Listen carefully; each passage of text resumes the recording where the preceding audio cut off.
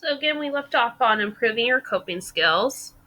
So the ways to improve it. So again, always identify your stressors, what causes you to feel stress, determine how you cope. So what do you do in response to that stressors? Rate how effective your coping skill is. Are you able to accomplish what you want? Study how do others cope. What are some coping skills others use that you would like to employ? So if you want to add some more coping skills, select coping responses. How would you like to respond to that stressor? And reality testing, meaning could you really easily employ the coping technique you have selected? So if you're saying like, when I'm under stress, I'm going to meditate. But if you get easily distracted, you gotta kind of do like reality testing or reality check. It's like, is that really going to help me if I get distracted all the time and I don't like to be quiet or quiet my mind? So just kind of analyzing that way. Adopt new skills. Plan to use new effective coping skills. So again, just adopting new skills. If something doesn't work, if a coping skill that has worked in the past but for some reason it's not working anymore, and you want to like just get rid of it or find other ways, that's always okay. We're human. We're always growing and evolving and developing. So it's okay to reestablish new coping skills. So now that I talked about healthy coping skills, I'm going to go more into the unhealthy and effective coping skills because that's going to be what we're going to be focused on in the next 2 weeks. So what are unhealthy and ineffective coping skills?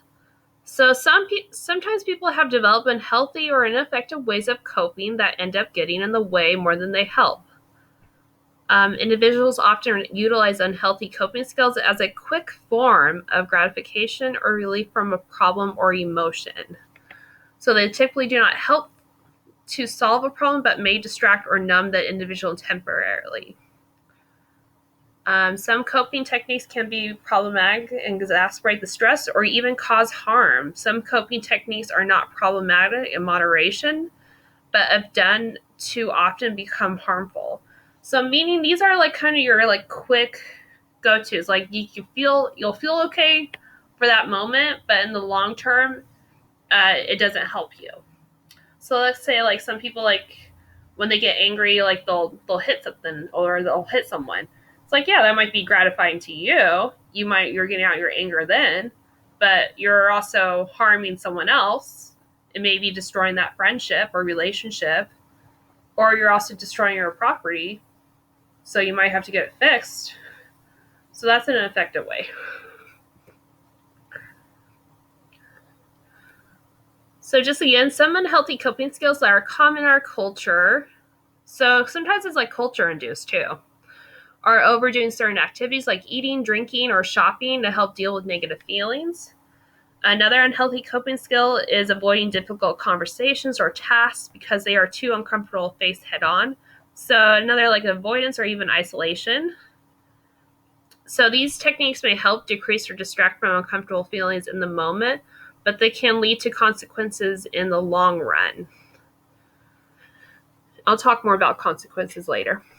Other unhealthy coping skills that an individual can utilize, but some examples include substance use, isolating oneself, self-harm, avoiding sleep or sleeping too much, and physical aggression. So like, for example, if I become so anxious or stressed about taking my car to the mechanic, so that's my stressor, that I start hitting the steering wheel, crying, and turn the car around and go home, so that's my coping technique, is just to avoid it, just to turn around and go home. I have coped with the stressor of going to the mechanic, of not going to the mechanic. However, my coping was not effective in that I was not able to accomplish what I needed to do, which is take my car into the mechanic. And all I did was make the stress go away, but I did not effectively cope with the stressor. And I may have additional problems later when my car problems get worse. So that's like an example of an effective coping skill. And so it's avoidance. All right, I'll stop right there and I'll continue on in our next part.